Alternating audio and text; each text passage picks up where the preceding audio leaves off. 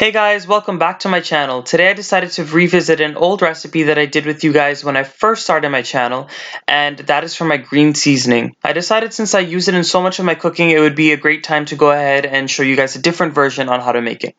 So I have some culantro leaves that I've went ahead and I've washed and I've cut the stems off of. I have some scallions. I also have some pimento peppers right here, and I have some garlic cloves. And I also have some bird peppers. Now, if you're not a fan of spicy food, then I would go ahead and omit these, but I really feel that they add a really nice flavor to this green seasoning. Now, putting this green seasoning together is quite easy actually. All you have to do is go ahead and add all of your ingredients into the food processor, blend them up, and then you can go ahead and put them in the fridge, or you could store this in the freezer.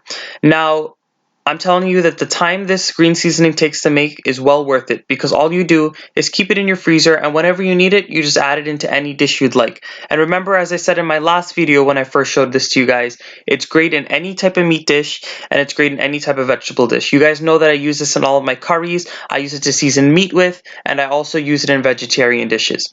So what I'm doing here is I'm just putting some of the ingredients at a time into the food processor, and I'm just letting them blend up. Now, you want to do this in batches because most likely your food processor won't be big enough to fit all of these ingredients. So, that's just a reason for doing it in batches. And I'm trying to do this without any water. As you guys can see, I haven't added any yet, because once you put this in your fridge, it tends to release its own juices and it becomes very liquidy. So I want to omit that step or that issue from happening. So I'm not adding any water into this mixture. So what I'm going to do is I'm going to keep blending up all of my ingredients in small batches, and then I'm going to show you guys the finished product.